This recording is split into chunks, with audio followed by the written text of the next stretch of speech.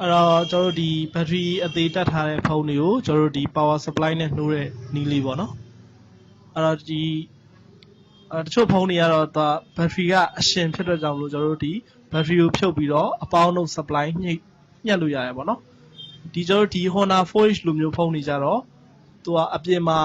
battery ကိုမထားတာဘူးပေါ့နော်အတွင်းထဲမှာကျွန်တော်တို့ battery ထည့်ထားတဲ့ကြောင့်မလို့ဒါ battery ကိုကျွန်တော်တို့ဖြုတ်ပြီးတော့ power supply နဲ့နှိုးကြည့်မယ်ပေါ့နော်အဲ့တော့အရင်ဦးဆုံးကျွန်တော်တို့ဒီ Honor 4H ကနောက်ဖုန်းကိုအရင်ဖွင့်ပေးရမယ်နော်အဲ့တော့ battery အသေးဆိုပေမဲ့ကျွန်တော်တို့ကအများစုကတော့ battery အသေးလို့ခေါ်ကြတယ်ပေါ့နော်တကယ်တမ်း user ကိုပေးမဖြုတ်ဘူးပေါ့နော်ပြင်တဲ့လူတွေကိုပဲကျွန်တော်တို့ကဖြု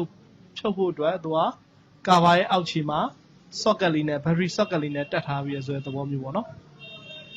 ဒီကောင်အရင်ဦးဆုံးကျွန်တော်တို့ဒီ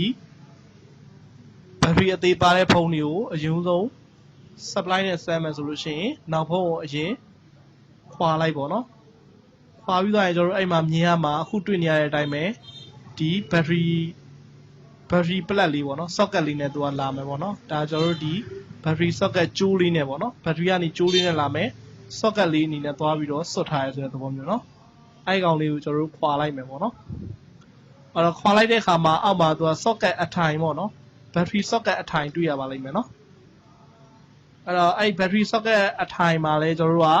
ဟိုဘက်ဘေးနဲ့ဒီဘက်ဘေးအပေါင်းအနှုတ်ဆိုပြီးတော့သတ်မှတ်ပေးထားရပေါ့နော်အစွန်းတစ်ဖက်မှာကျွန်တော်တို့ကအပေါင်းရှိပြီးတော့ဒီဘက်အစွန်းတစ်ဖက်မှာအနှုတ်ရှိမယ်ပေါ့နော်အဲ့တော့အလယ်မှာရှိတဲ့ငုတ်ကတော့နှစ်ငုတ်ကတော့battery temperature ငုတ်တွေရှိမယ်ပေါ့နော်ဒါပေမဲ့ကျွန်တော်တို့ကဟိုဘက်ဒီဘက်အစွန်းဆုံး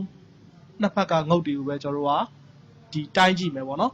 ဘယ်ကောင်ကကျွန်တော်တို့ကအပေါင်းလဲဘယ်ကောင်ကအနှုတ်လဲတိုင်းကြည့်မယ်ဆိုလို့ရှိရင်မီတာကိုကျွန်တော်တို့ကဘာမှထားမလဲဆိုတော့အတန်မြည် scale မှာထားမယ်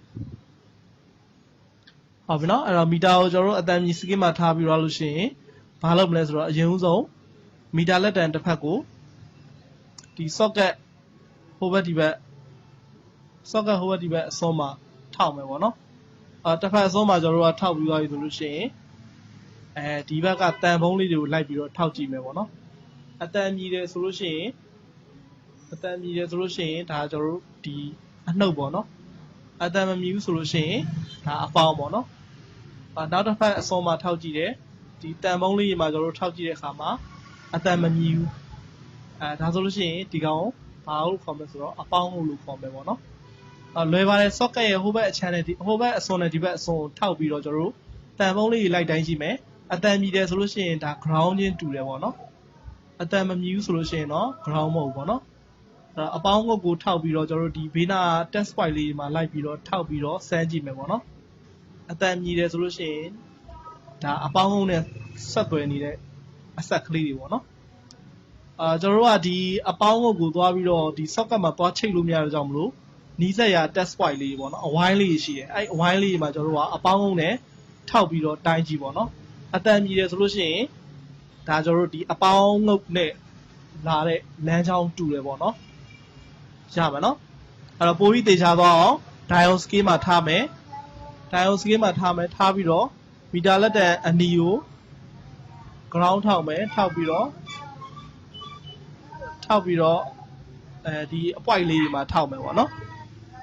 ရပါနော်အဲ့တော့ point လေးမှာထောက်လိုက်လို့သူကခဏန်းသုံးလုံးပြတယ်ဆိုလို့ရှိရင်ဒါကျွန်တော်တို့အပေါင်းငုတ်လို့သတ်မှတ်မယ်ပေါ့နော်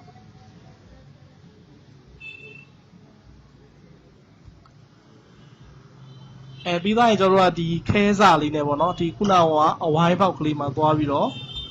အဆက်ကလေးချထားပေးမယ်နော်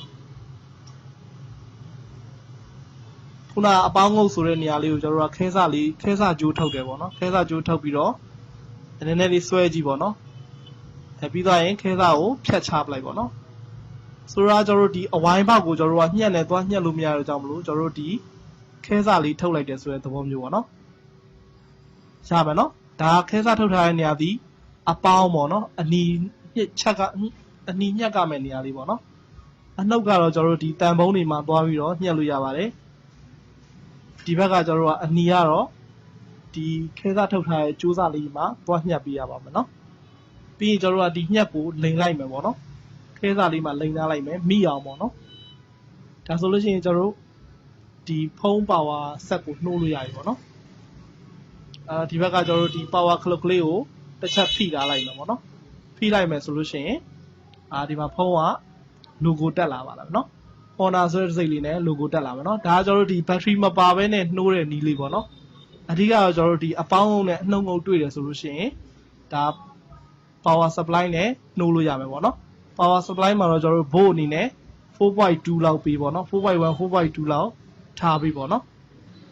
3.8 ကနေ 4.2 လောက်ထိကိုထားပေးလို့ရပါတယ်နော်ရမယ်နော်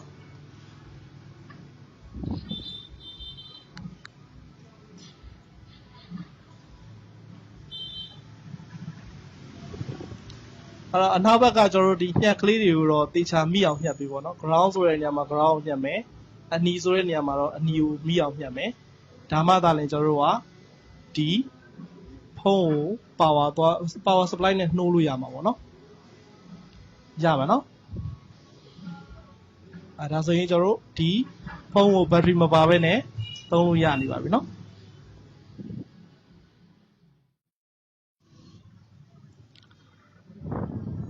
အဲ့တော့